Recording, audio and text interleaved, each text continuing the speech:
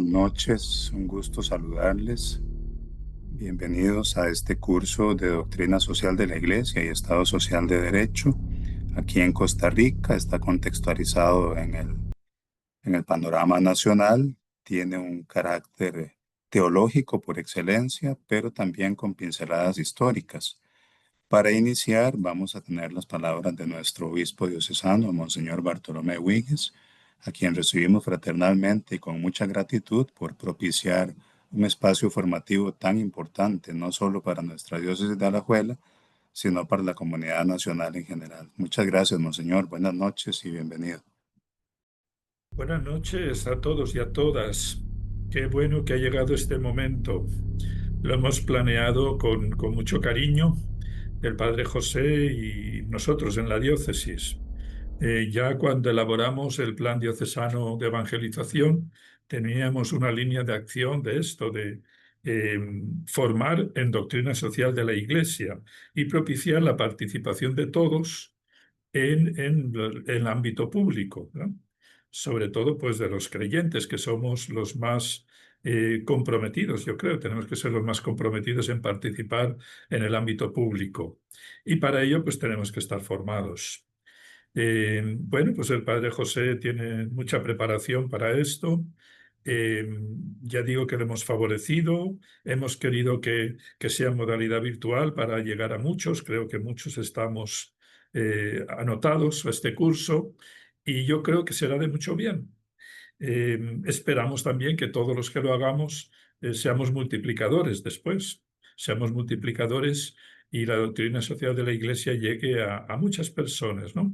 Para que vean la sabiduría de nuestra Iglesia en las cosas sociales y sobre todo, ya digo, para que aprendamos a situarnos en medio de lo social, favoreciendo siempre una sociedad mejor, ¿no?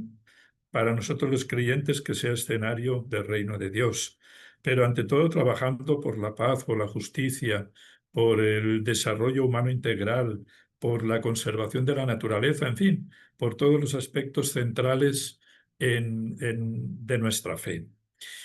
Buscamos ante todo propiciar la dignidad humana, ¿verdad? Eso es clave. Toda persona tiene una dignidad sin igual porque somos hijos, hijas de Dios. Buscamos el bien común porque somos la familia de los hijos de Dios y todos tenemos derecho a tener lo básico para llevar adelante esta dignidad humana. Y buscamos una sociedad en justicia y en paz, ¿no? En donde todos podamos desarrollarnos armónicamente y en donde, pues bueno, vivamos te digo, con un ambiente social agradable, como decía el Papa Francisco, en una ecología integral que cuide el ambiente social y cuide también el medio ambiente. Nos surge también cuando vemos escenas tan terribles, ¿no? En los medios de comunicación con respecto a las guerras, con respecto a la destrucción del medio ambiente, con respecto a tantos problemas sociales, ¿verdad? Nos llega al alma y yo creo que es un compromiso para que nosotros nos formemos más, nos preparemos y ya digo, seamos los primeros comprometidos en nuestro entorno y seamos multiplicadores de esto que se nos va a regalar. Agradezco mucho al Padre José que va a dirigirnos, a todos los que van a colaborar, a todos los organismos de la diócesis que han propiciado esto y, en fin, auguro que sea algo muy bueno, muy positivo para todos y, ante todo, pues para mejorar nuestro entorno social. Muchas gracias a todos por participar. Oro por todos ustedes y, en fin, yo también voy a estar siempre que pueda y cuando no pueda conectarme veré el video después. No me voy a perder ningún encuentro, porque ya digo, soy el primer interesado en manejar estos temas y ven, el que llegue a todas partes. Por eso hemos propiciado este curso. Adelante, pues, Padre José.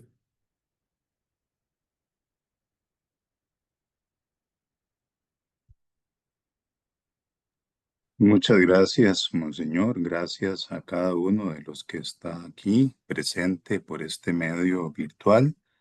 Estaremos atentos a darle pues la mejor atención a cada uno de ustedes para propiciar un aprendizaje significativo en un tema de tanta pertinencia para todos sin distinción. Vamos a a comenzar con una oración. La riqueza de la doctrina social de la Iglesia se caracteriza precisamente porque nos hace compartir a creyentes y a no creyentes, a católicos y a no católicos.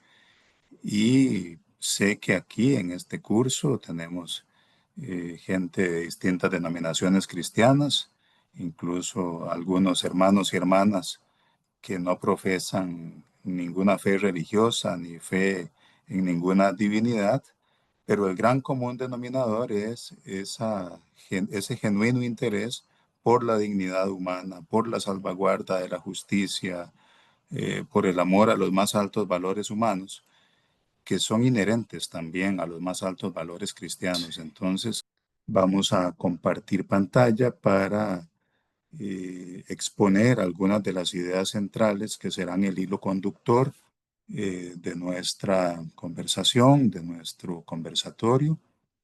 Con mucho gusto les compartiremos la oración, ya que nos lo solicitan aquí por el chat. Además, es importante señalar que vamos a dar algunas orientaciones muy generales, aparte de las que ya se habían proyectado, para que podamos estar en sintonía.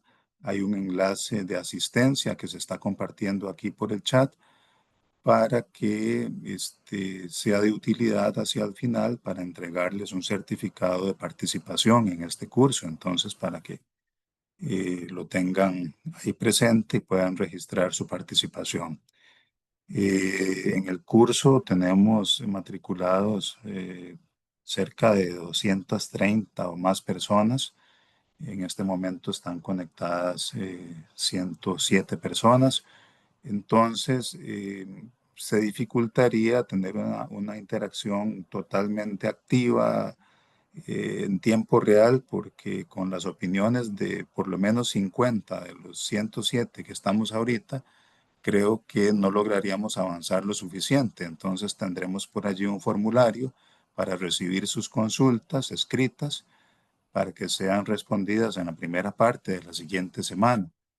Y en un determinado momento escucharemos eventualmente, conforme a la cantidad de personas que estén conectadas, entre, qué sé yo, tres, cinco, eventualmente un poquito más de consultas abriendo micrófonos. Cuando eso lo hagamos, por favor, procuremos ser muy puntuales, porque una pregunta no tendríamos que durar más de un minuto en plantearla, ¿verdad? A veces uno va a preguntar y termina generando otra exposición. Entonces, creo que en 30 segundos perfectamente se genera una pregunta para procurar también, en la medida de lo posible, dar las respuestas concisas. Bueno, creo que sobre la marcha, pues iremos eh, comprendiendo de mejor manera la dinámica de este curso tan interesante que esperamos, confiamos sea de provecho para todos. Sin más preámbulo, vamos a compartir pantalla.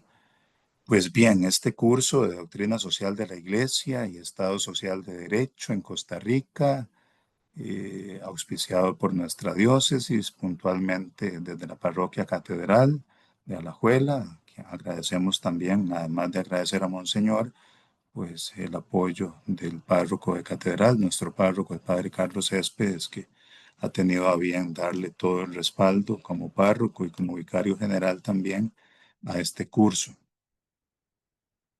¿Por qué un curso de doctrina social de la Iglesia en la diócesis de Alajuela? Es importante iniciar quizá con una pregunta señera como esta: ¿por qué un curso de doctrina social de la Iglesia? Y pues ya ustedes estarán bosquejando posibles respuestas.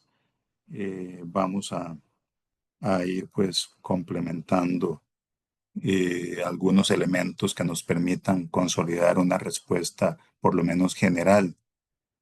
Veamos dos elementos distintivos de la doctrina social de la Iglesia en la actualidad. Uno de ellos es que estamos precisamente ante una rama de la teología moral que lamentablemente en las últimas décadas ha brillado por su ausencia, sobre todo desde una perspectiva teórica. Es una gran desconocida en este momento histórico, en los ambientes católicos, en los ambientes políticos en general.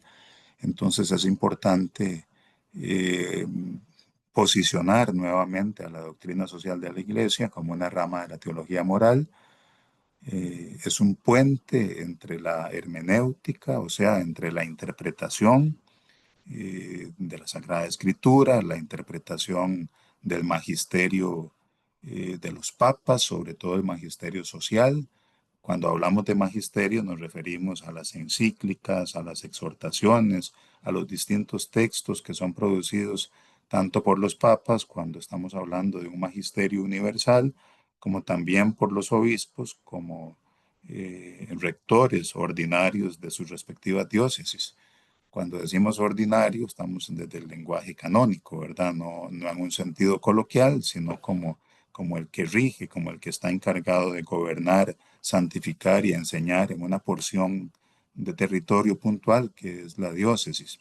Entonces, la doctrina social de la Iglesia tiene este rol de ser puente entre esos criterios bíblicos, los criterios magisteriales, por supuesto, la praxis cristiana y el compromiso con el bien común, que es uno de los ejes centrales también de la doctrina social de la Iglesia.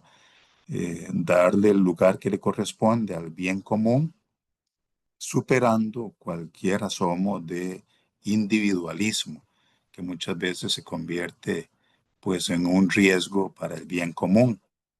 La diócesis de Alajuela ha tenido y tiene una historia viva, muy rica en magisterio social, una diócesis pionera en la atención pastoral, en la formación de los fieles laicos, en temas sociales también ha tenido pues un gran protagonismo precisamente en la promoción de la dignidad humana y del bien común.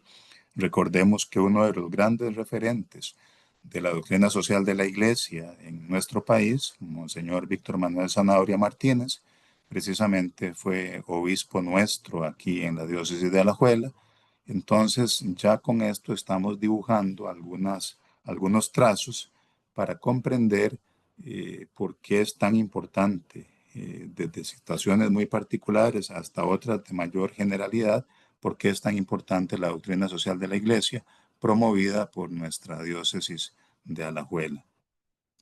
Muy bien, entonces damos un paso más y nos ubicamos ante dos grandes desafíos de la doctrina social de la Iglesia. La reivindicación de Dios. Y cuando decimos reivindicación de Dios, no estamos pensando desde una perspectiva obtusa o desde una apologética obtusa, cerrada, confrontativa, sino más bien la reivindicación de los elementos escriturísticos, desde los elementos bíblicos, pensar en el Dios de Jesucristo y no tanto en el Dios de los filósofos. Yo mismo soy filósofo de profesión, entonces no se malinterprete esto, no es que estamos haciendo un voto antirracional o antiepistémico, sino todo lo contrario, estamos aspirando a la sabiduría, mucho más que a la inteligencia. Nos damos la licencia de tener una aspiración por la sabiduría que nos viene del Dios de Jesucristo, o sea, del Dios encarnado.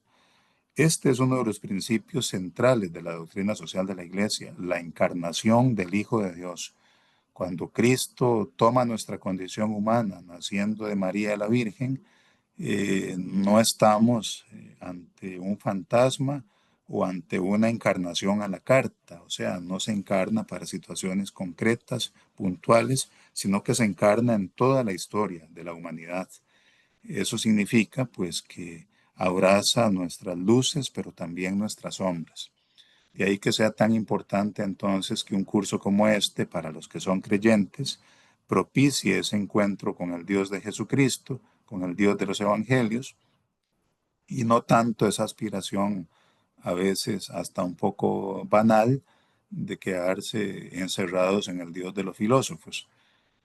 Por otra parte, la generación de respuestas a los excluidos, aquellos que están al pie de la cruz.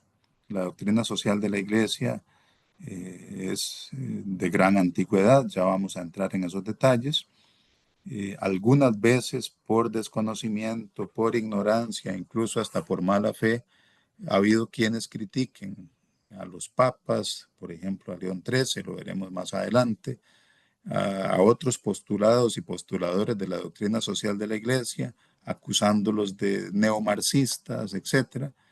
Pero primero en tiempo, primero en derecho. Las propuestas de los profetas de Israel por miles de años anteceden a muchas de estas doctrinas políticas, económicas, filosóficas. Entonces, ni desde una perspectiva epistemológica, ni tampoco desde una perspectiva metodológica, es compatible decir que la doctrina social de la Iglesia es un neomarxismo o un neo cualquiera de las otras corrientes que existen en las épocas actuales y que han existido en épocas anteriores. El carácter de la doctrina social de la Iglesia es fundamentalmente teológico, pero una teología encarnada, tal cual como hemos dicho. Además, hago aquí una pequeña nota al pie de página. Eh, en algún momento el mismo Monseñor Víctor Manuel Zanabria pasó por este tipo de filtros donde se le cuestionaba su posición política, su posición filosófica ante la realidad costarricense de la década del 40 del siglo pasado, al punto que, cito de manera libre, le consultaban cuál era la posición política oficial de la Iglesia. Eh, Cito con la libertad que les he indicado, Monseñor Zanabria ha respondido pues que la Iglesia no está ni a la derecha, ni a la izquierda, ni al centro, ni a la izquierda de la derecha, ni a la derecha del centro, sino que la Iglesia aspira a estar siempre hacia arriba, sursum, hacia el encuentro con Dios y hacia el encuentro también con los seres humanos para la promoción de esta dignidad. Y ese será un hilo de oro sagrado que vamos a respetar aquí. No estamos tomando posición por política partidaria alguna, sino que vamos a mantenernos desde esta teología de la encarnación de forma tal que, como ha dicho en su momento Santo Tomás de Aquino, toda verdad, dígala quien la diga, viene del Espíritu Santo. Habrá corrientes políticas que entren en esta sintonía, otras que no, pero nuestro afán nunca será estar con una bandera u otra desde una perspectiva partidaria, sino que nos enmarcamos dentro de esta promoción de la dignidad humana, de los derechos humanos y de apostar siempre por el bien común. Esto como elementos introductorios para tener un poco de luz acerca de qué queremos hacer y por cuál ruta de navegación queremos avanzar en este curso de doctrina social de la Iglesia.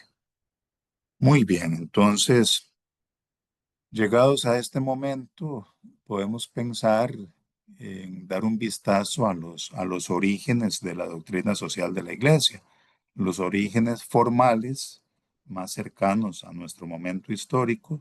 Los ubicamos precisamente en la recta final del siglo XIX. Eh, y eso nos hace pensar en el gran aporte que dio el Papa León XIII, el tema central de aquel momento histórico, recta final del siglo XIX, la cuestión de los obreros, la explotación obrera, con una vida laboral que empezaba muchas veces a los 4 años de edad, con jornadas laborales que incluso eran hasta de 16 horas cada día, sin días libres, toda una serie de atropellos a la dignidad y a los derechos. Y a los 4 años un niño o una niña tiene que estar jugando y en su proceso de desarrollo y por supuesto aprendiendo. No tendría por qué estar trabajando en una mina o en una maquiladora o en cualquiera de las fábricas de aquella época de plenitud de la revolución industrial y por otro lado, pues de maltrato a la dignidad humana, al ser humano, que no olvidemos es imagen de Dios desde nuestra perspectiva creyente. Entonces, era uno de los grandes problemas en la Europa de finales del siglo XIX, y el Papa León XIII es una figura clave para el nacimiento de esta doctrina social de la Iglesia.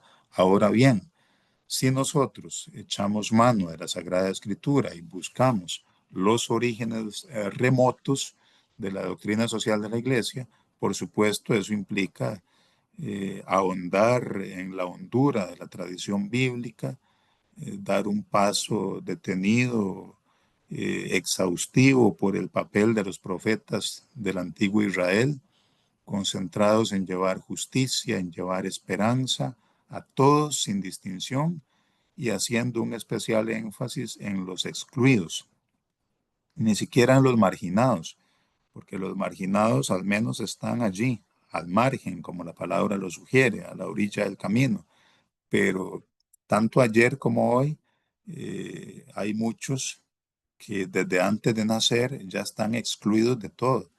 Entonces es importante también dar un paso por la Sagrada Escritura, y una estación central claramente es conocer la obra profética de los antiguos profetas de Israel y ver toda esa lucha por, como decíamos, la justicia, la esperanza, llevar alivio y consuelo al huérfano, al pobre, al extranjero, al enfermo, a la viuda, en fin, a todos los excluidos. Si nos ubicamos en perspectiva de actualidad, las luchas de los profetas de Israel pues siguen teniendo grandísima actualidad en este momento histórico, en pleno siglo XXI, ya de nuestra era cristiana, de nuestra era común. Muy bien, damos un paso más. En un momentito haremos una pausa activa para escuchar algunas de las participaciones de ustedes. Tenemos en este momento 116 personas conectadas, entonces vamos a ir dosificando las participaciones con micrófono abierto, reiterándoles la encarecida solicitud de que las preguntas o los comentarios sean precisamente concisos para evitar una doble exposición, una doble conferencia y aprovechar al máximo el tiempo. Muy bien, entonces veamos un momentito aquí qué ha pasado en su momento histórico con la encíclica Rerum Novarum, que tanta polémica generó, pero que pues sin duda alguna trajo mucho bien para el nacimiento de esta rama de la teología moral conocida como doctrina social de la Iglesia. La Rerum Novarum del 15 de mayo de 1891. Algunas novedades en torno a la Rerum Novarum. Contó con el aporte de muchos cristianos que investigaron, que escribieron sobre la problemática de esta explotación de la que ya hacíamos alusión minutos atrás, esta explotación de la clase obrera. O lo que es lo mismo, no estamos hablando de que el Papa se sentó a escribir y sacó un documento él solito, sino que contó con el aporte de especialistas, de personas conocedoras de esta temática social, y pues es algo que se ha mantenido activo desde aquel momento histórico hasta el presente. Tener peritos en los distintos temas, tener consultores, personas expertas que con el auxilio de Dios iluminan el camino de lo que llega a ser después el magisterio universal de la Iglesia, cosa siempre muy importante. El tema de fondo, como ya sabemos, era precisamente esta cuestión de la explotación a la clase obrera. Algunos elementos que es bueno subrayar. eh, Siguió, a pesar de todo, de las grandes luces que aporta la Rerum Novarum, seguía siendo un documento bien que mal eurocéntrico, centrado en la realidad europea, sin embargo, con luces para que pudiera ser aplicado en el mundo entero, claramente. Hubo grandes críticas que recibió el Papa. Ya lo decíamos también al inicio de esta exposición. Diarios europeos y estadounidenses, cito aquí de forma textual, ¿qué hace el Papa hablando de los obreros? El Papa debe hablar de Dios, no de los pobres. Un titular en un periódico parisino de la época. Vean ustedes la magnitud ahí de la pregunta, ¿verdad? ¿Qué hace el Papa hablando de los obreros? El Papa debe hablar de Dios, no de los pobres. Eh, Cosa interesante porque contraviene o contradice ese titular de periódico de finales del siglo XIX a la mismísima Sagrada Escritura, donde, citando a Melchor Cano, este teólogo dominico, los pobres son también un lugar teológico, o lo que es lo mismo, un lugar en el espacio-tiempo en el que Dios se manifiesta, y se ha manifestado y se seguirá manifestando. Dentro de la libertad de Dios, pues siempre ha estado allí su presencia entre los marginados y los excluidos, entre todos, sin soslayar a los pobres, claramente. ¿Qué pasa en la Costa Rica de finales del siglo XIX? Si ya decíamos que la Rerum Novarum, a pesar de sus grandes luces, seguía estando centrada en la realidad europea. En esta Costa Rica de finales del siglo XIX, en el sentido estricto de la palabra, no teníamos ni una sola fábrica, no teníamos factorías, no teníamos un proceso de industrialización de nada, pero sí teníamos campesinos, en este caso jornaleros, trabajadores de la agricultura, de la ganadería, en fin, del sector agropecuario, y entonces nuestro obispo, Bernardo Augusto Til, precursor de las garantías sociales en Costa Rica, no lo perdamos de vista, es un precursor, un pionero del tema de las garantías sociales, escribe esta carta, la carta sobre el justo salario de los jornaleros y artesanos y otros puntos de actualidad que se relacionan con la situación de los destituidos de bienes de fortuna. Esta carta es de 1893.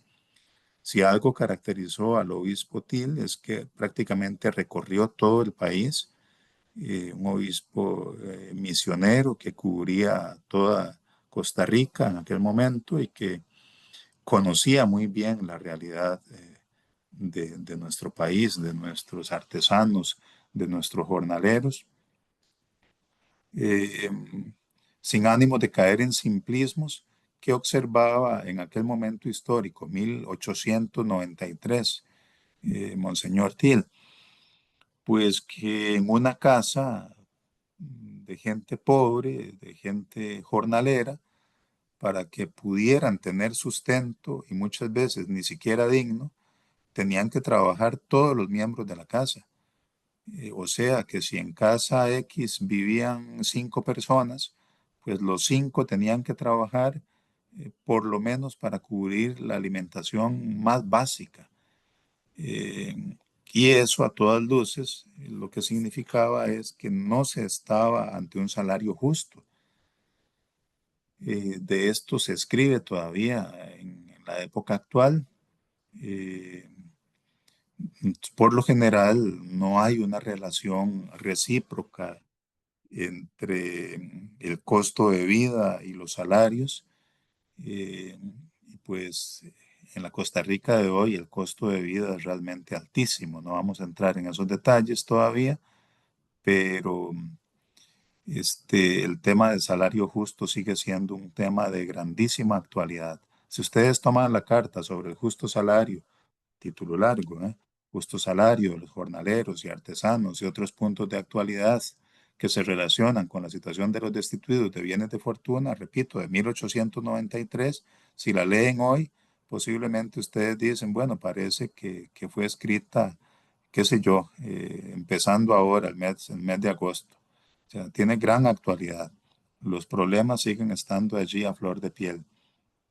Entonces, tanto aquí en una realidad de jornaleros y de artesanos, eh, como en la misma Europa, que pues, fue como el escenario central de la Rerum Novarum, pues existía y pues sigue existiendo también una disociación entre la causa de Dios y la causa de los seres humanos. Eh, y esto no obedece a corriente política, ideológica, filosófica alguna, sino que amigos y amigas, es evangelio en su estado más puro, porque los pobres, los vulnerables, son seres centrales de la fe cristiana, precisamente por el misterio de la encarnación del que hemos hablado desde el inicio mismo de esta exposición. Muy importante entonces no apartar la mirada de quien sufre, de quien padece la exclusión y la injusticia. No es de recibo salir con estribillos carentes de toda racionalidad, como que el que es pobre porque quiere, o el que no tiene acceso a la salud es porque quiere, ¿verdad? No, no podemos caer en esos simplismos. No es de recibo desde la doctrina social de la Iglesia revictimizar a quienes ya de por sí han carecido de oportunidades casi que desde antes de nacer en muchos casos. Entonces, eh, ya vamos a ir avanzando porque ni un extremo ni otro, tampoco la doctrina social de la Iglesia apunta hacia el asistencialismo como salida de todos los males. Veremos cómo muchos extremos han desvirtuado una adecuada aplicación de la doctrina social de la Iglesia y con el auxilio del Señor, pues procuraremos no caer en esos extremos. Muy bien, seguimos avanzando. Eh, Vamos a avanzar por aquí un momentito. Algunos elementos que vamos a ver ahí muy presentes en la primera parte del siglo XX. Eh, las, Hay muchos hitos en esos primeros años del siglo XX, o sea, en los años posteriores a la Rerum Novarum. Citemos aquí algunas pinceladas. El caos en la economía, por ejemplo, con la Gran Depresión de 1929, los absolutismos, con esto nos referimos a los tipos de gobierno. Eh, en este contexto hay una línea de continuidad con el Papa Pío XI, cuando lanza una crítica a lo que llamó el imperialismo internacional del dinero. Esto lo ha planteado precisamente en la encíclica Quadragésimo Anno de 1939. Y el común denominador entre las preocupaciones de tanto de León XIII como de Pío XI, eh, pues va a apuntar a lo que vino después, ¿verdad? Conocido como la sobreprotección de marcas y productos. El ser humano se había convertido o lo habían convertido, sobre todo al ser humano desvalido, al vulnerable, lo habían convertido en un medio, en este caso para producir, para generar riqueza, olvidando que el ser humano es un fin en sí mismo y no un medio. El ser humano no puede ni debe ser instrumentalizado. Ese es el gran común denominador que tomó fuerza y que sigue tomando fuerza, la instrumentalización del ser humano, y por eso generó tanta polémica precisamente eh, en aquel momento histórico y requería de grandes convergencias entre los distintos actores sociales para que se dieran acuerdos orientados precisamente a esa búsqueda del bien común. Muy bien. Además de esto que comentábamos, de la sobreprotección de marcas y productos, incluso por encima de la dignidad humana, eh, tenemos por ahí otros elementos a tener en consideración. Vean que por cuestiones de tiempo vamos dando pinceladas. Si nos detenemos en cada documento, tendríamos que hacer por lo menos un curso anual y empezar hoy por leer la Rerum Novarum. Y eso implicaría que no lograríamos avanzar como queremos en esta primera pincelada. Aprovecho aquí para hacer un paréntesis e indicar que La idea no es que esto muera con un curso como este, sino que sea el primer paso para darle vida eh, a una formación permanente en doctrina social de la Iglesia, donde no solo exista la cuestión teórica, sino que pudiéramos eventualmente, de eso hablaremos más adelante conforme avancemos, pero que pudiéramos consolidar un proceso de voluntariado, por ejemplo, articulado con algunas acciones que ya existen y ya se llevan a cabo por parte, por ejemplo, de la Pastoral Social Cáritas y de otros grupos de iglesia que nos permitirían tener la formación teórica y llevar esto a la práctica para que así no sea simplemente un curso de que llegamos, participamos y después nunca más nos volvimos a involucrar en las grandes rutas que nos plantea la doctrina social de la iglesia. Pero bueno, esto apenas como para lanzar lo que esté ahí sobre la mesa y lo estaremos consolidando más adelante conforme avancemos en el curso. Qué sé yo, demos ahí un gran salto, por las razones ya expresadas, de que vamos dando pinceladas para ir aproximándonos hoy a realidades ya propias del 2025. Es bueno señalar que eh, esta primera clase viene a ser como una especie de gran ruta de navegación. O sea, esto es como el resumen de todo lo que vamos a ver en el trimestre. Vamos a puntualizar un poquito conforme avancemos, pero para que metodológicamente tengamos claridad, hoy vamos a hacer un gran recorrido por todo el curso con estas pinceladas y eso les permitirá a ustedes buscar en internet, buscar libros, leer, generar preguntas, enriquecer el curso con sus aportes, ya que aquí todos tienen experiencias previas, conocimientos, vida, en fin, ustedes son parte activa también de este curso. Bueno, pues demos una pincelada con Juan 23. Vean que no vamos ahí como mano a mano con cada paso, sino que vamos a ver aquí qué pasa con Juan 23. Empieza a tomar relieve la idea de una iglesia materna. Esto es muy importante lo de la iglesia madre. Los padres de la iglesia en los primeros siglos de la vida de la iglesia fueron enfáticos en darle ese rol maternal a la iglesia y muchos de los santos padres. Cuando decimos santos padres, no me estoy refiriendo necesariamente a papas, a pontífices, ni tampoco a sacerdotes. En algunos casos lo eran, en otros casos no. Cuando hablamos de los santos padres, en la historia de la teología y en la patrística se habla de santos padres, de aquellos que por su gran papel en los orígenes de la iglesia se les ha considerado con este rol paternal precisamente por su santidad de vida, por su pureza de doctrina y por su reconocimiento eclesial. Estos tres elementos son claves para distinguir a los santos padres. Entonces, los santos padres siempre se caracterizaron, muchos de ellos al menos, por evidenciar y subrayar ese carácter maternal de la iglesia. Eh, Cayó en desuso con el paso de los siglos, en los documentos, en las enseñanzas de los papas, en las enseñanzas de los teólogos, como que cayó en desuso el tema de reconocer a la iglesia como madre.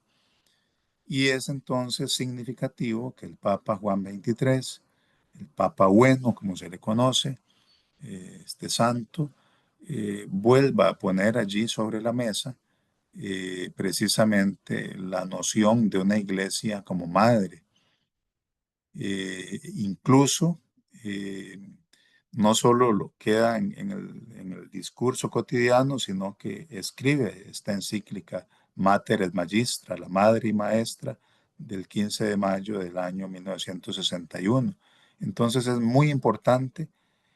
¿Por qué? Se preguntarán ustedes. ¿Por qué hacer aquí un especial hincapié en ese rol maternal de la iglesia? precisamente porque una madre, en el sentido genuino de la palabra, una madre que actúe como se esperaría que actúe una madre bondadosa, pues siempre estará vigilante por el bienestar de sus hijos.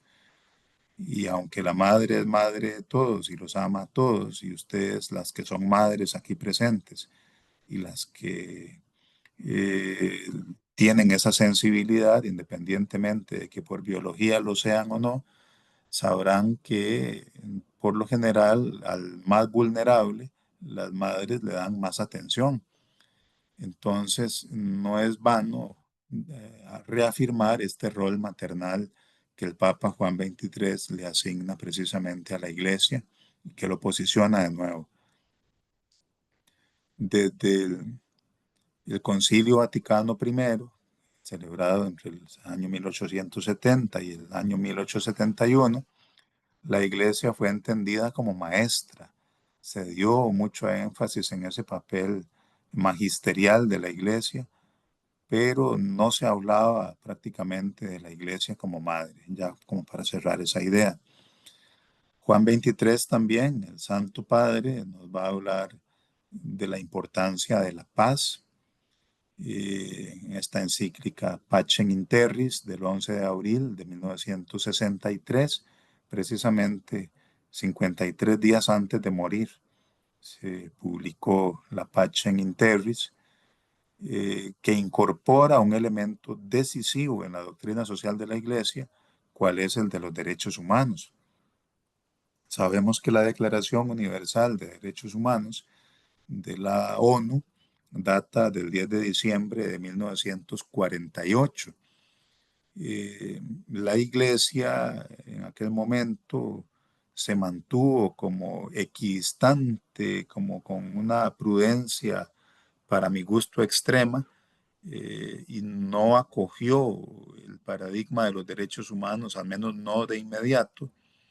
Incluso una de las razones que generó gran polémica para el Santo Padre, el Papa Pío XII, era el tema de la libertad de conciencia, que es un tema central en la Declaración Universal de Derechos Humanos.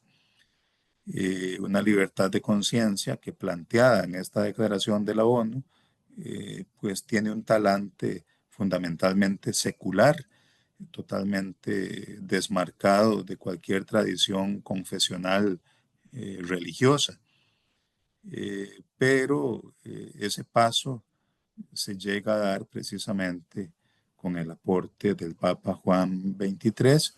Los que conocen un poco más de esta temática recordarán la categoría usada por el Papa Juan XXIII del ayornamiento, de esta actualización de la iglesia, de este abrir puertas y ventanas para que la iglesia entrara en diálogo en aquel momento histórico con, pues, con el mundo contemporáneo.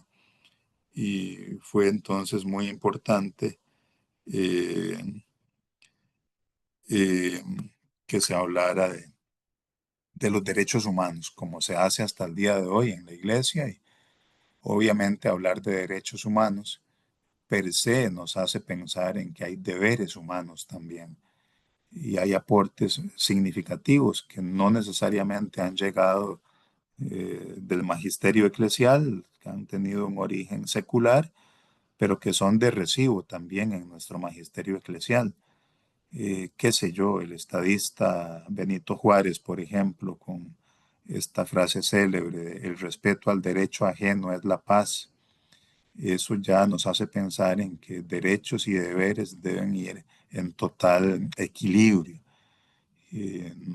No es de recibo simplemente considerar que las personas humanas eh, pues solamente tienen derechos y no tienen deberes, porque sería caer obviamente en vicios desde el lenguaje filosófico teológico, o sea, irse a extremos.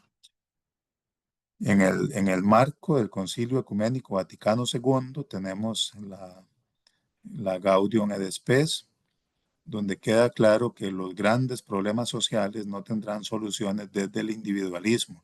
Se requiere de un aporte estructural para esos grandes temas macro, para esos grandes temas que ya no dependen de la voluntad de un individuo o de un pequeño grupo de individuos, sino que son situaciones que transversalizan a sociedades completas, a continentes enteros.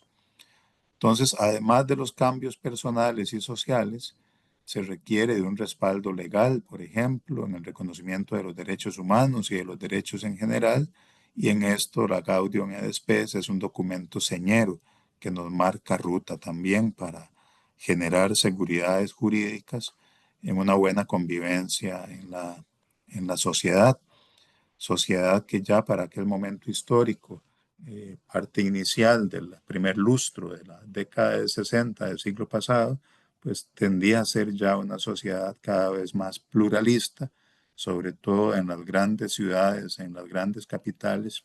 El pluralismo ya empezaba a ser cada vez más evidente. Entonces, ante situaciones de pluralismo, siempre es importante la seguridad jurídica para la salvaguarda y el respeto de los derechos en general. Muy bien, damos un paso más. Eh, Vamos aquí a ubicarnos en otros asuntos asociados al Concilio Ecuménico Vaticano II. Entender a la Iglesia como pueblo de Dios. Dicho sea de paso, hay aportes significativos de la teología franciscana en el siglo XIII para entender a la Iglesia como pueblo de Dios. Eh, Algunos aportes de San Buenaventura, por ejemplo, que fue ministro general de la Orden, donde se enfatiza ese carácter más de coinonía, más de comunión, y no tanto desde la visión jerárquica. Es importante entonces ese rescate que hace eh, el Concilio Ecuménico Vaticano II de la Iglesia como pueblo de Dios, como comunidad fraterna, más que estructura jerárquica. Claramente faltó una reflexión centrada también en el tema de los pobres. Es un tema que no acogió como eje central, al menos no de manera explícita, el concilio.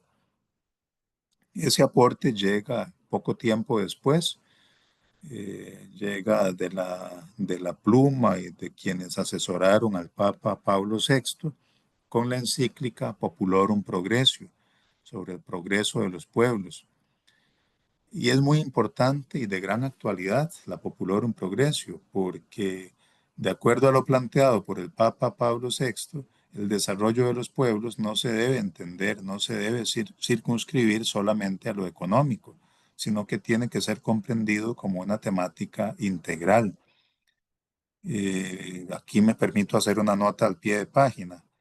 Ustedes han visto, por ejemplo, los altísimos índices de suicidio o autoeliminación que se dan en sociedades altamente desarrolladas con ingresos per cápita altísimos, eh, y situaciones que no se dan en otras sociedades donde el ingreso per cápita a veces está por debajo del costo de vida. Entonces, qué importante entender el progreso de los pueblos sin quedar circunscrito a que progreso es simplemente sinónimo de un buen salario.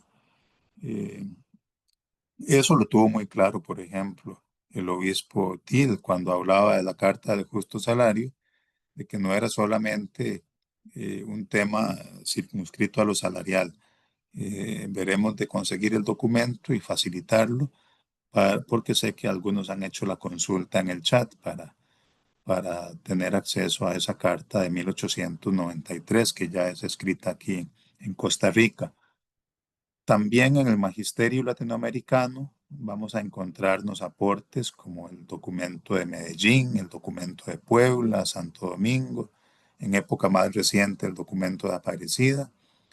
La teología de la liberación tuvo sus aportes en las que los pobres son vistos como lugar teológico para instaurar el reino de Dios. Hubo usos y también abusos en la teología de la liberación. En algunos casos se politizó absolutamente y se desacralizó, en algunos casos incluso hubo quienes eliminaron a Dios de la teología de la liberación y pues una teología sin Dios desde una perspectiva epistemológica y metodológica ya no sería teología. Permítame aquí, por favor, una expresión, qué sé yo, coloquial, pero una teología sin Dios sería como un arroz con pollo sin pollo, no sé, un fresco de leche, pero sin leche, no sé. Eh, Dios ha de ocupar siempre un lugar importante en la reflexión teológica. Entonces, también hubo aportes buenos y rescatables de la teología de la liberación, mucha producción académica, gran compromiso con los pobres. No todo fue negativo.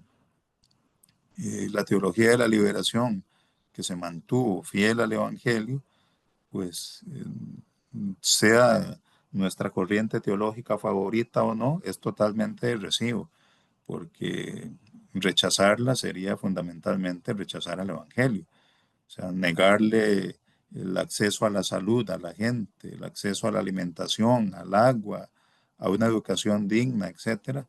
Eso no es ideología de ningún político, eso es evangelio puro, luchas ya desarrolladas desde los tiempos de los antiguos profetas de Israel hasta el sol de hoy. Entonces, ahí vamos teniendo ya como un panorama general, ya estamos en el siglo XX, eh, avanzados en el siglo XX y podemos constatar pues mucho de lo que se venía desarrollando.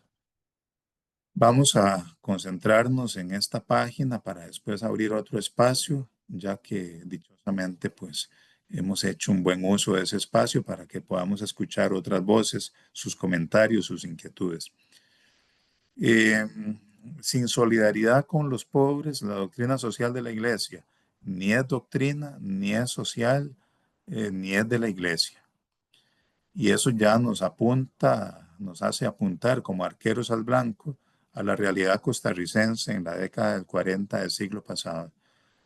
No podríamos entender a Monseñor Zanabria, no podríamos entender la convergencia entre Zanabria, Calderón Guardia, Emanuel Mora, sin comprender a la Rerum Novarum, sin comprender el aporte de Monseñor Til, estaríamos totalmente descontextualizados. O sea, eh, no es una cuestión que baja así eh, de la nada, sino que tiene todo un contexto, todo un gran contexto que ya vamos a analizar a continuación. Muy bien. eh, ¿Cómo es que se da este nacimiento, estas convergencias y liderazgos que le dan vida al Estado social de derecho en Costa Rica? ¿Y cómo es que esto ha caído como en una especie de adormecimiento en las últimas décadas? ¿Qué es lo que ha pasado? ¿Qué cosas tan buenas sucedieron para estas convergencias? ¿Y cómo se fue, uso una expresión coloquial, desinflando este Estado social de derecho? Pues muchas cosas habría que comentar, pero para adentrarnos en ellas, no olvidemos con lo que iniciamos esta página. Sin solidaridad con los pobres, la doctrina social de la iglesia ni es doctrina, ni es social, ni es de la iglesia. Y esa solidaridad no se reduce ni a asistencialismo, ni a un tema dinerario, es una solidaridad integral, por así decirlo. Entonces, en la actualidad abundan criterios excesivamente materialistas, como el neoliberalismo, por ejemplo, el capitalismo salvaje, que no lo digo yo, lo ha planteado en su momento Juan Pablo II, y por supuesto que hay un capitalismo salvaje que incluso ha venido sistemáticamente destruyendo al planeta. Los neomarxismos se han quedado muchas veces en la interpretación, pero ha sido muy difícil que se dé el paso a la transformación.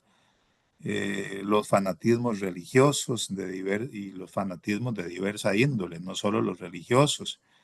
Eh, Esta es una especie de caleidoscopio de la Costa Rica de hoy y del mundo de hoy, llenos de posiciones extremas, de fanatismos. Insisto, cuando decimos fanatismos, no solo los fanatismos religiosos, hay fanatismos de toda índole. El cientificismo, por ejemplo, es un fanatismo. Considerar que todo debe ser entendido solo desde la ciencia y nada más que desde la ciencia. Estamos ahí en una especie de gran mezcla de posiciones extremas. Y todo esto tiene como común denominador que el ser humano termina siendo instrumentalizado, y no se le ve ni se le respeta como un fin en sí mismo, que es lo que propone la doctrina social de la Iglesia, en tanto que imagen de Dios, en tanto que seres con dignidad, con derechos y con deberes, pues somos un fin en sí mismo y no un medio para ser explotado, un medio para generar riqueza. En fin, como ya lo decíamos, los marxismos, los neoliberalismos, o pongámosle ahí la coletilla neo a todo esto, incluso los pietismos. El pietismo tiene un origen fundamentalmente protestante, pero ha permeado profundamente también al mundo católico, donde los temas de fe quedan reducidos como a una piedad individualista. Yo me salvo solo, yo me relaciono con Dios solo, y el bien común entonces como que no tiene espacio de estos pietismos. En fin, seguramente ustedes podrán estar de acuerdo o en desacuerdo conmigo, pero más allá de acuerdos absolutos o desacuerdos absolutos, creo que es innegable que estos son ingredientes que están presentes de una forma explícita o implícita en la sociedad de hoy. Por caminos distintos, se ha llegado al mismo fin indeseable, o sea, de dibujar la dignidad humana, a veces en nombre de la colectividad, otras veces en nombre del individualismo, en otras ocasiones en nombre del mercado, del libre mercado, de ideales de santidad desencarnados y totalmente individualistas, de ideologías políticas y económicas. En fin, está realmente variopinto el panorama, polémico. Bueno, ¿y qué se espera de la doctrina social de la Iglesia en una sociedad eh, que ahora pues todo está a un clic de distancia para muchas personas? Pero a pesar de tantos avances y de tanta producción, por ejemplo, de alimentos, según estudios actualizados de la FAO, esta entidad de Naciones Unidas para la Alimentación y la Agricultura, eh, por cada 11 personas, de acuerdo a la cantidad total de la población global, que ronda los 8.000 millones, por cada 11, uno muere de hambre. Entonces, perfectamente podríamos agruparnos aquí en oncenas y decir, bueno, de estos 11 en el mundo hay uno que está muriendo de hambre. Es la realidad que vive el planeta y el país, por ende, no escapa a estas situaciones. Bueno, habíamos quedado un poco en esto, ¿verdad? De que si lo refuerzo, sin solidaridad con los pobres, la doctrina social de la Iglesia ni es doctrina, ni es social, ni es de la Iglesia. Sería posiblemente algún tipo de ideología, pero no podría llamarse doctrina social de la Iglesia. Riesgos que siempre hay en el camino de caer en una sociología de la religión, en una fenomenología de la religión, en reducirse a un asistencialismo, a una filosofía, etcétera, etcétera. En fin, avancemos. Los grandes temas mundiales en los que se ha desarrollado la doctrina social de la Iglesia, y de estos temas mundiales, pues lanzamos la luz hacia la situación costarricense, que es un eje central de nuestro curso también. Lo primero, el tema de la cuestión obrera, como ya lo hemos dicho desde el inicio, con la Rerum Novarum. Ahí estuvo muy presente la semilla del Evangelio, de la Sagrada Escritura, con la problemática obrera expuesta en la Rerum Novarum. Las crisis económicas globales, desde la depresión del 29 en adelante, tantas crisis económicas, eh, como ya lo señalábamos en tiempos de Pío XI, eh, cómo se le daba más énfasis a la protección de marcas, a la protección de empresas, de productos, y no tanto a la dignidad humana. Estos temas siguen vigentes en Costa Rica y en el mundo. Hay transnacionales, por ejemplo, las más fuertes, disculpen, tienen un capital que podría quebrar estados nacionales o bloques de estados, en este caso de naciones pobres. Y es muy interesante porque las transnacionales, per se, hasta por sus fundamentos jurídicos, se domicilian y se presentan como transnacionales, pero ante cualquier conflicto siempre tienen patria. No sé si me doy a entender. O sea, toda transnacional apenas tiene un conflicto, de inmediato adquiere patria y se convierte en un problema bilateral donde el país de origen defiende muchas veces a muerte los intereses de su empresa. Otros de los problemas asociados a la doctrina social de la Iglesia, los modelos políticos absolutistas, ejemplos sobran en el siglo pasado, más conocido seguro el nacionalsocialismo, el fascismo, en fin, ni qué decir en América Latina, que fue como una fuente inagotable de dictaduras, la tensión norte-sur. Podríamos hablar ahora en esta época también de otros modelos políticos y económicos que hacen que resurjan populismos y absolutismos, las crisis ambientales y sanitarias, por ejemplo, toda la cuestión pandémica, que no la vamos a discutir en este momento, pero es un tema que hay que tener ahí presente porque, por ejemplo, desigualdades tan grandes como las que provocan el fenómeno de la zoonosis, entiéndase por zoonosis cuando hay enfermedades que llegan a afectar al ser humano, pero estas enfermedades son de origen animal. Muchas veces incluso la pobreza lleva a la gente a consumir animales silvestres. En fin, ahí tenemos una pequeña pincelada, porque hay más fenómenos, hay más elementos que pudiéramos citar y que a lo mejor muchos de ustedes estarán citando en los últimos minutos de este primer encuentro. Pero estos grandes temas mundiales también son temas que repercuten en el panorama nacional.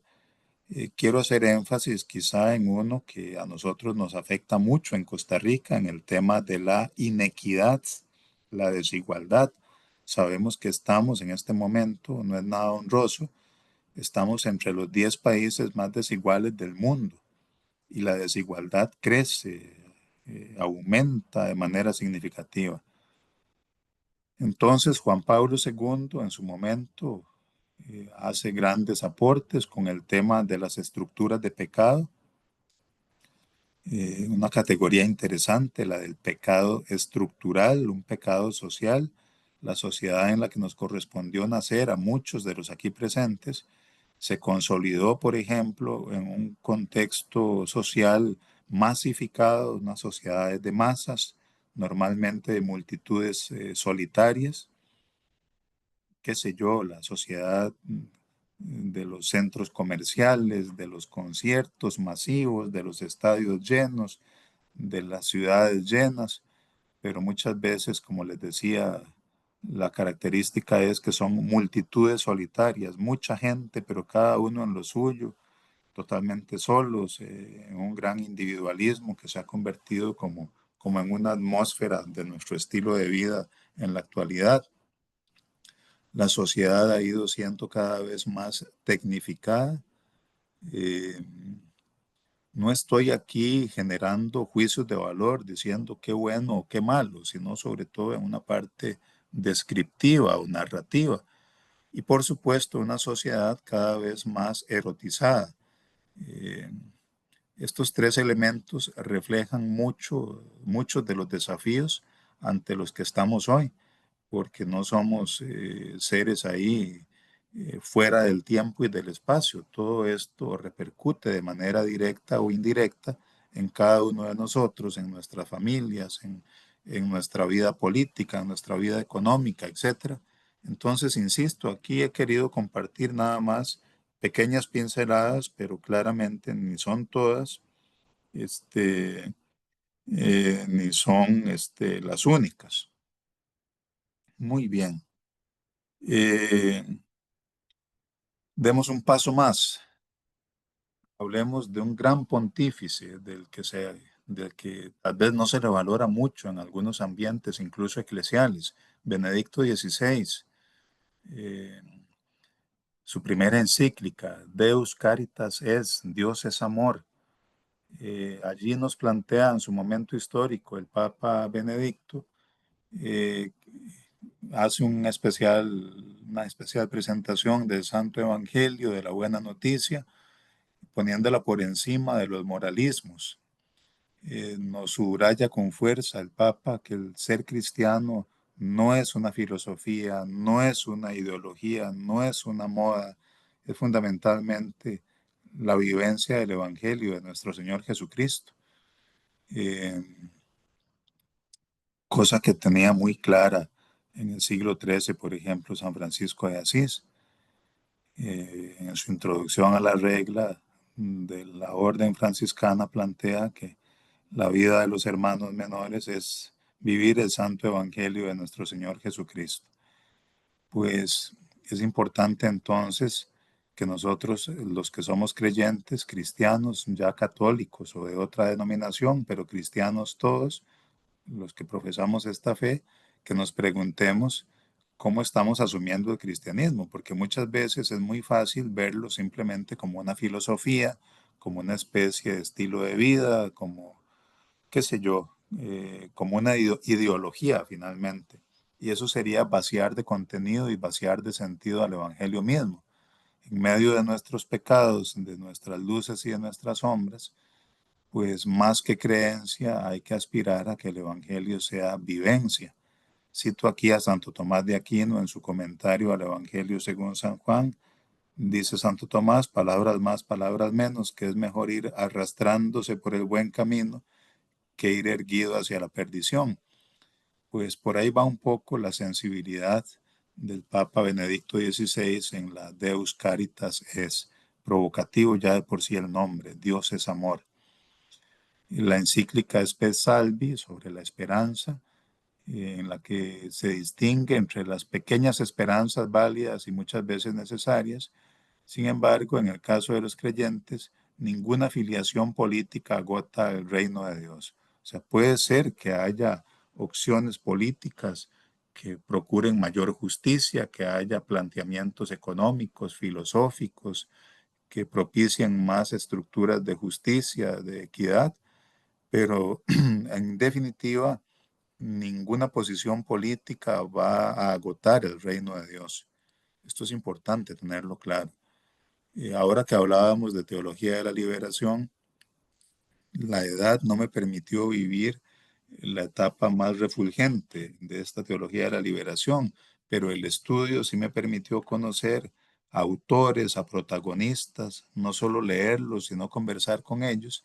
Y por ejemplo, cuando se da la revolución sandinista, el derrocamiento de los Somoza y la llegada al poder del sandinismo en las primeras semanas y meses, se decía: finalmente el reino de Dios se instauró en Nicaragua. Lo he conversado en mi formación teológica aquí en el país, hablando con algunos de estos teólogos que creo que mencionó Mainier.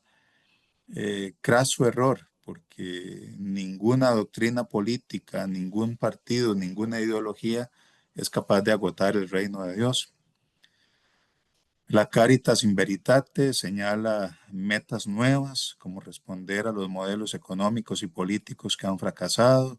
El mercado es el ámbito del intercambio, pero si lo absolutizamos, llegamos a un contexto perverso. De alguna forma, el papel del Estado es importante, tampoco se puede absolutizar, ni el mercado ni el Estado pueden ser absolutos, pero las sociedades, desde la doctrina social de la Iglesia, Es importante que tengan pesos y contrapesos para que ni una tendencia ni otra vayan a generar modelos dictatoriales. Entonces, esto para tenerlo en cuenta, la doctrina social de la Iglesia desde un modelo ético es bastante cercano a la teoría de la virtud. La teoría de la virtud lo que nos plantea es que en la sociedad y en la vida personal también hay que procurar equilibrios, y el equilibrio no necesariamente está al centro de nada, sino que el equilibrio es estar donde corresponde estar en el momento que corresponde y de la manera que corresponde. Eso es ser equilibrado. Caer en los excesos de los extremos es precisamente no estar donde debemos estar. Esto se ha conocido en la tradición filosófica aristotélica, que fue cristianizada por Tomás de Aquino. Se ha conocido como la frónesis. ¿Qué es la frónesis? La inteligencia práctica. La inteligencia práctica o frónesis es la que nos permite ir generando modelos de vida más virtuosos. Y esa inteligencia práctica desde la doctrina social de la Iglesia es iluminada fundamentalmente por el Evangelio. Es hacer lo correcto de la manera correcta en el momento correcto. Entonces, cuando hablamos de equilibrios, insisto, no es estar en el centro, porque una ubicación ya geográfica, ya ideológica, política, filosófica, la ubicación por la ubicación no es garantía de nada, sino que más bien es esa frónesis, esa cuestión, repito, de estar en hablar o callar o actuar o no actuar en el momento correcto, de la manera correcta, etcétera. Eso siempre va a garantizar por lo menos semillas para equilibrar la sociedad y para generar estos pesos y estos contrapesos. Entonces, ni el Estado puede ser absoluto, ni el mercado debe ser absoluto. Incluso ni la religión misma debería ser absoluta, porque caeríamos en fanatismos. Qué importante entonces una doctrina social de la Iglesia que nos motive siempre a buscar esos equilibrios, porque lo que fue equilibrado en la mañana o en esta coyuntura o en esta estructura, puede ser que ya en la tarde, en la noche o pocas horas después ya sea un desequilibrio. Por lo tanto, la doctrina social de la Iglesia nos lleva a estar examinándonos de manera permanente. Caritas in Veritate también entonces nos dicta la urgencia de una sociedad civil fuerte, pasar del estado de bienestar o del bienestar a una sociedad del bienestar, pero no de modo localista o nacionalista, sino como un sistema mundo. Qué importante lo que se plantea aquí, porque a veces caemos en esto, ¿verdad? No en el patriotismo, sino en el patrioterismo, o en algunos casos ya en el ámbito micro, no salir del pueblito, de la parroquia, del grupito, del partido político, qué sé yo, y hacer como pequeños guetos. Y es importante que a pesar de nuestra condición de ciudadanos locales, no olvidemos que somos parte de un sistema mundo. Y hoy más que nunca la doctrina social de la Iglesia debe tener eso claro, ¿verdad? Incluso, pues, siendo que nace en la Iglesia Católica, ser fiel al nombre de esta Iglesia católica o lo que es lo mismo, universal. La doctrina social de la Iglesia ha ido expandiendo su ámbito de acción. Veamos una pincelada de lo que hace en su momento el Papa Francisco con la Laudato Si, esta encíclica, donde planteó la propuesta de una ecojusticia para el sistema mundo, pasar de la culpabilidad moral al principio de responsabilidad intergeneracional. Este tema de la culpa se las trae, muchas veces nos quedamos amarrados a la culpa.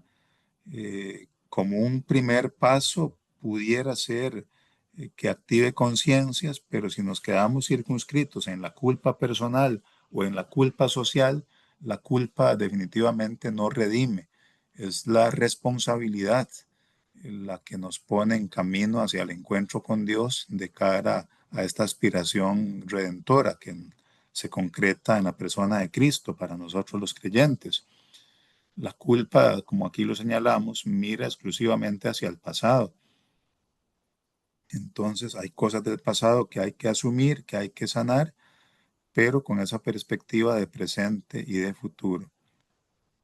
Entonces, con el Papa Francisco haciendo síntesis de lo que han aportado pontífices anteriores a él, el tema de la dignidad humana se vuelve a posicionar con mucha fuerza, pero no desde una perspectiva antropocéntrica. Ya no es el ser humano como centro de todo, como razón de ser de toda la vida, sino el ser humano con la responsabilidad de cuidar la casa común, este mundo como casa común, una categoría planteada por el Papa Francisco en la Laudato Si, esta encíclica tan importante.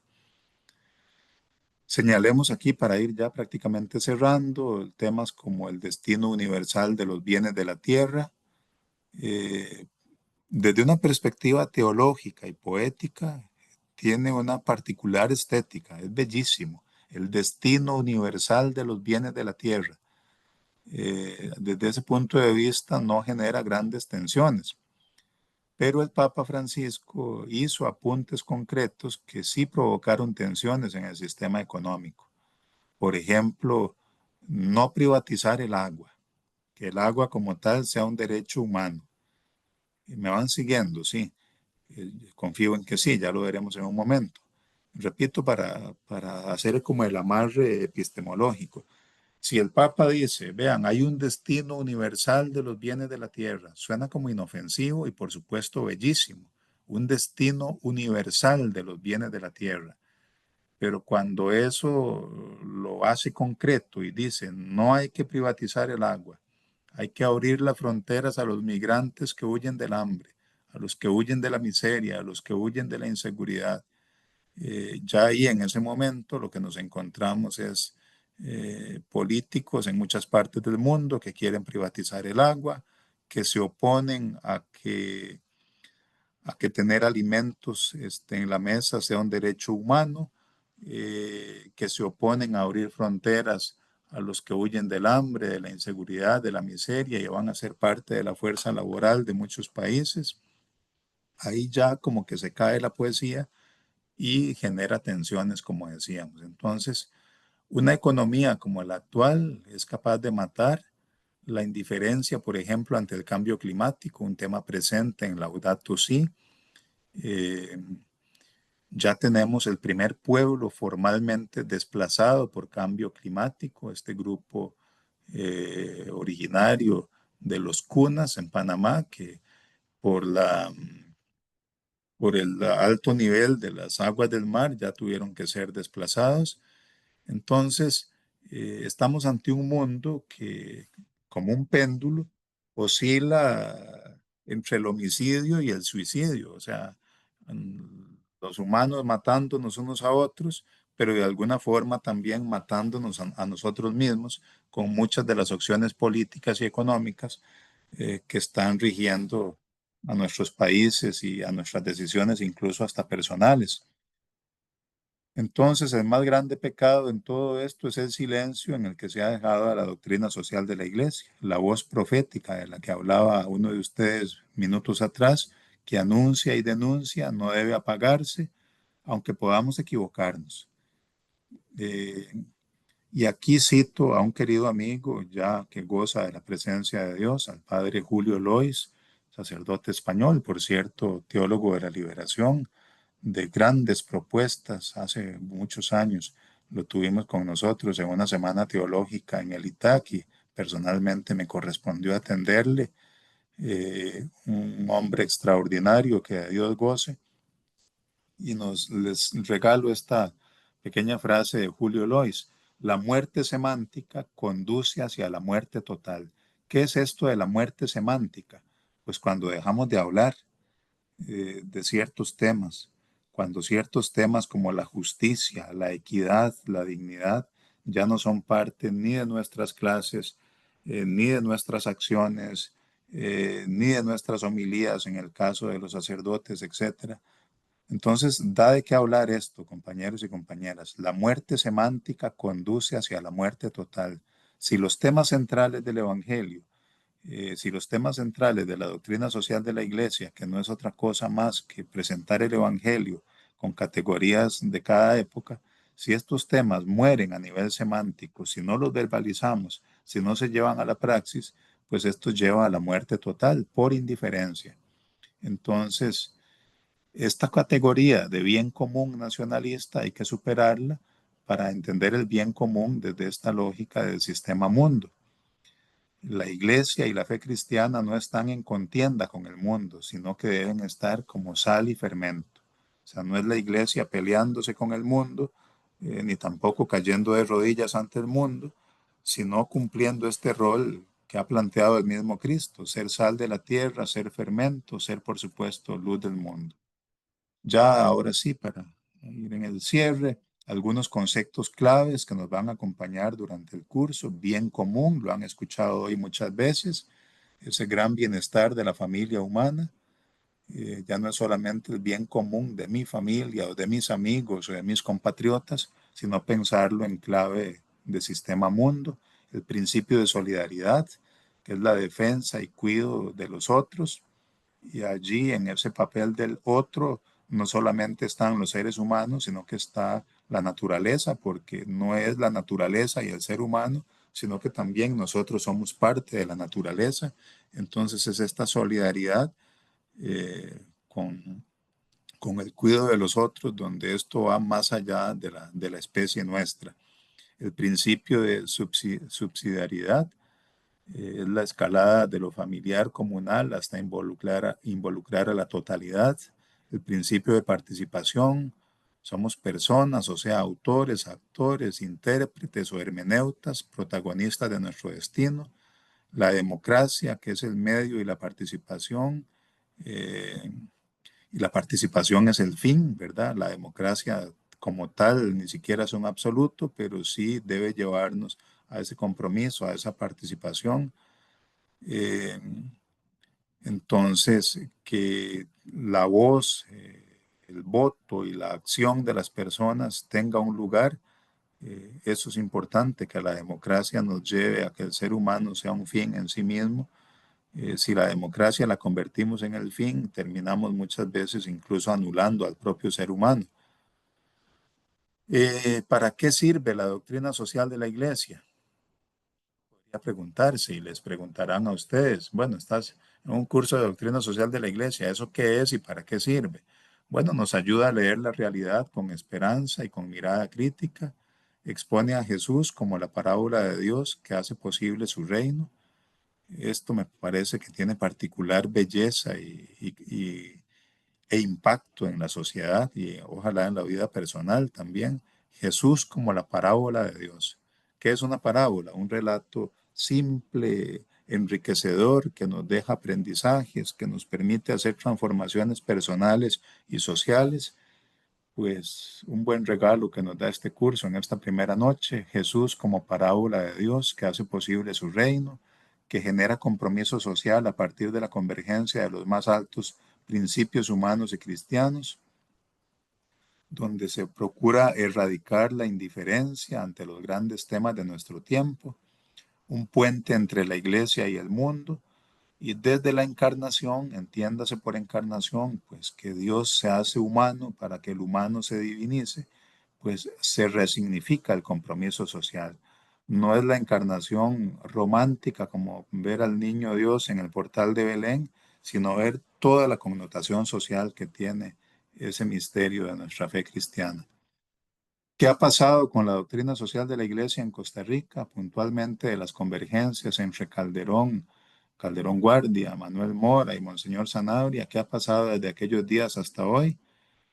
Pues de eso nos ocuparemos eh, a lo largo de este curso, no tanto para quedarnos ahí en la culpa de las épocas pretéritas, sino para arrollarnos la manga y hacernos responsables del presente y tener también una responsabilidad intergeneracional, o sea, estar concentrado en procurar el bienestar de las futuras generaciones. Pero pretendemos generar estas respuestas y ojalá que el curso en su naturaleza teórica nos lleve también a una praxis, como lo hemos venido diciendo a lo largo de la noche. Y pues yo les agradezco a cada uno de ustedes su presencia, su participación activa. Nos hemos encontrado en un curso de grandísima importancia, de mucha urgencia para el país y para el mundo. Qué bueno que Dios nos da esta oportunidad que tenemos que aprovechar. Una palabra de cierre muy o en total sintonía con la doctrina social de la Iglesia. Las cosas tienen valor, pero las personas tenemos dignidad. Y la dignidad siempre está por encima del valor, porque todo lo que tiene valor es objeto de comercio entre los hombres, como se diría en derecho comercial o en derecho de contratos. Todo lo que tiene valor es objeto de comercio, pero la dignidad está por encima del valor. Entonces, con esta idea tan arraigada en el Evangelio y tan arraigada en la doctrina social de la Iglesia, quiero cerrar esta primera sesión. Las cosas tienen valor, las personas tenemos dignidad. ¿De dónde nos viene la dignidad? De ser imagen y semejanza de Dios. Que tenga una feliz noche, que Dios les acompañe y Dios mediante nos encontramos en el plazo de una semana.